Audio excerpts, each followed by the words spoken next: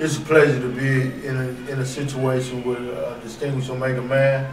What we have here this evening is Mr. T.D. Martin, a 1948 inductee into the Omega Psi Phi Fraternity. What we're going to do tonight is try to get a bird's eye view of your perspective of Omega as you've seen it grow and change over the years since you've been in the fraternity. I guess the first question we can even get you to speak on is, how have you seen the fraternity change since your initiation in 1948? Well, yeah, when I was initiated, the same principle or purposes of the fraternity has not changed. I've just seen that the various activities of it change, and I guess that's maybe because of time. As time changes, we do different things. When I started, we were a graduate chapter, and we did different projects in the community like we do now. We had the services and so forth, but I didn't see us, we didn't do as much work as I see the chapter now doing in the community. And I think that's probably, you know, because there's more activity and there's more ways to do things, and it's different things to do to help the youngsters and help the community in charge. So I would say all I see is that we probably do more now in the community than we did, as it was more just in the churches and stuff like that. Well, let me ask you this, as far as a physical stamina, during your period of initiation, do you think the physical stamina requirements have changed? You know, do you need to be physically fit to be a man of Omega? Well, no, in 48, they still was kind of getting on the fraternities about being the initiation being too stringent and so forth. Okay. And at that time, as I recall, they were very particular in not making us do something that they would get in trouble about. I understand. So it wasn't really the group I was in. It wasn't really too stringent at that time, because I guess that's when they had, I think, I don't remember for sure, but a couple of kids had got hurt in the colleges and so forth. And so they were being very particular then. That's kind of when they first...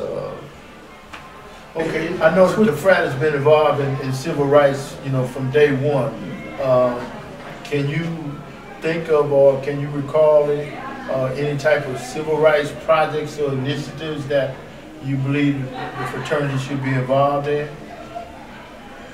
And now, well, I think voting is a good thing that they could get involved in, and making sure we get people voted. I mean, if there was a program or an initiative that you would think that the frat should be more concerned about in going forward in the next 100 years, is there one that might come to mind?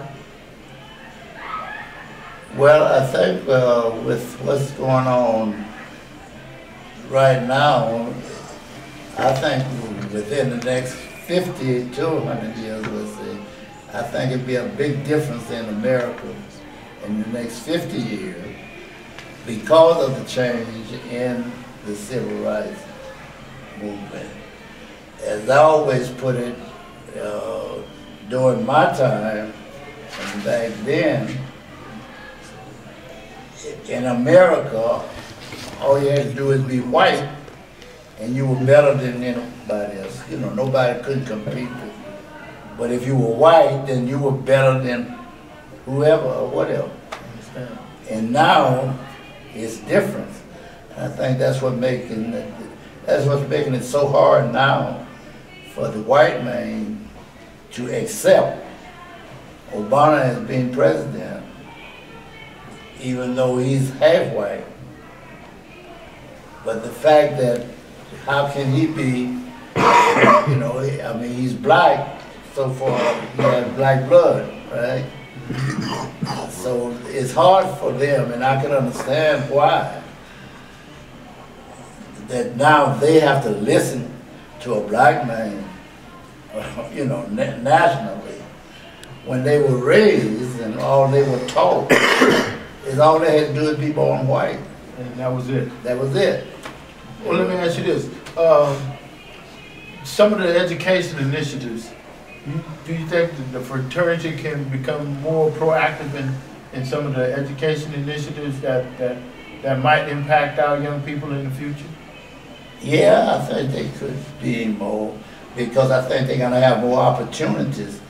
Even now, even we may not have another black president, but with the change that comes in these next 4 years, you're not going to be able to go back beyond that. I think we all can go forward from then on, and I think it'll be a lot, you know, that you'll be able to and have the opportunity to do, and the fraternity can take a lead in, you know, seeing that that's done. Okay? Right. Your experiences as an Omega man, you know, what have been some of the highlights of being an Omega man for you?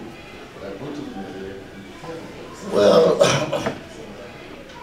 I guess the camaraderie with the brothers it seemed like there's something kind of special that Omega men, I mean, seem to have the same outlook in life and in careers and so forth.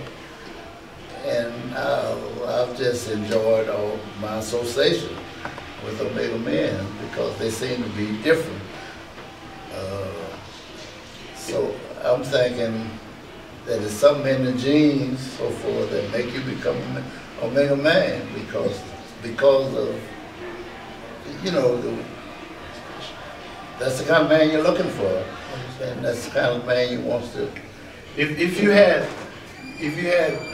a recommendation or something that you would say to a young person aspiring to be an Omega man, what kind of words of wisdom would you give that person?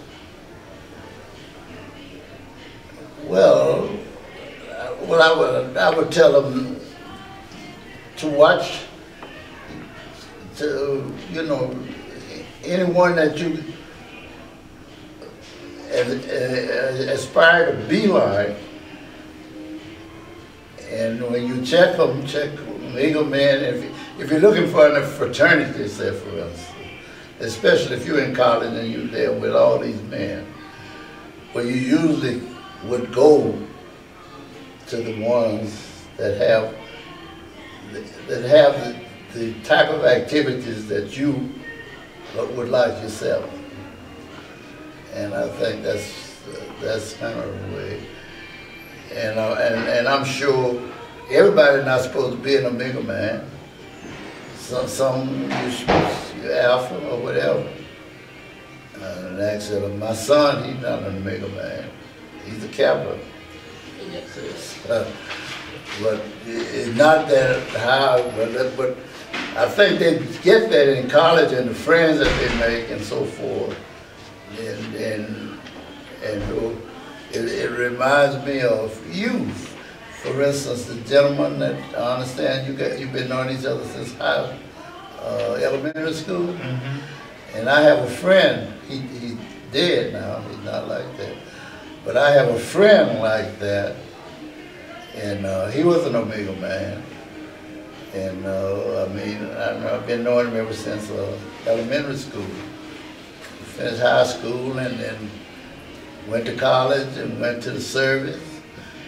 And then he and I got back together after we got out of service, came back and finished college. And we were like you two guys, seemed like, until he died. Let's speak about your community right now. I know you've been in this area for a while, and you at the top of your game, so to speak, because you know you've been here and the things that you've done for the community, and the recognition, some of the recognitions that you might have gained from being in this community. Anything you want to highlight? Oh, well, yeah, here, I guess this was kind of like a beginning to me. I came here from, after being principal in Louisiana for 18 years, and I came here and joined the community, and I found out, I found out that it was a lot of things that I wouldn't have believed was going on in California, you know, that would only be in Louisiana. Mm-hmm.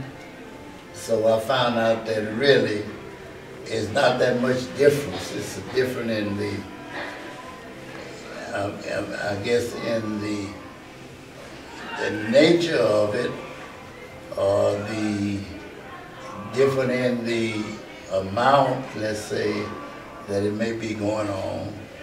But I found out there's a lot here, and I guess most of my life I was working with a segregated black community. And I found there was a lot here for me to do when I came here. Okay. That's it. Cut this for me. So the Grand Bosses, back in your guys' tenure, early on, did they play a major part of how the fraternity was being ran? And you want to take that one? And what I have to say, I was at the University of Denver, and probably only 20 blacks of us there at the time. And so we were not intervened in the college itself too much.